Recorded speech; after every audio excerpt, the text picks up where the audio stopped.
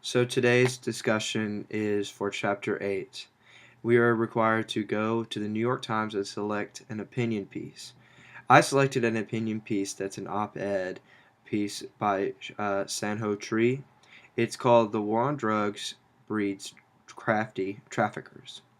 Now, I use this because I'm familiar with the war on drugs. I read a lot about stuff like this, and it's really important that people be educated on the subject. But selecting this opinion piece, I wanted to answer the following questions. What evidence does the author use? Did I find the author's evidence credible?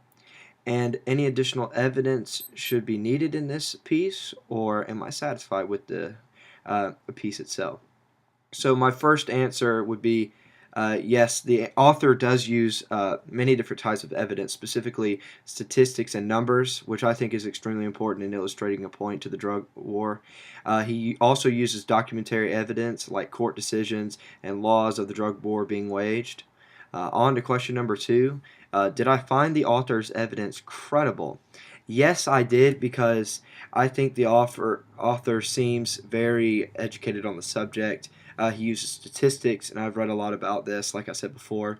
Watching the news and pulling quotes and stats from other countries, I think, is very important. Not just the United States, but he pulls quotes and stats from the Iranian government, such as the repeal of the death penalty for drug traffickers, sparing about 5,000 lives.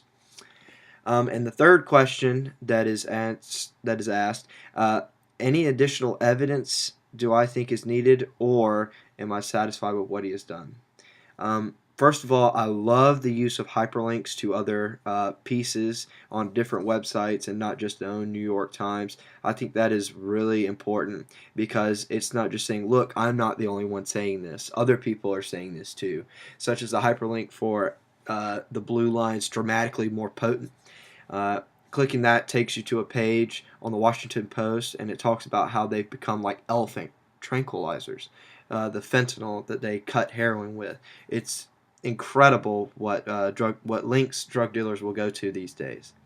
I also think that interviews would be important, maybe. In this piece, I know that it would be extremely hard to interview, say, a drug mule or something like that, but somebody who is a witness to this crafty drug trade, I think, would be really cool, although I think we both know that that would be very hard to do. And that is my discussion for Chapter 8.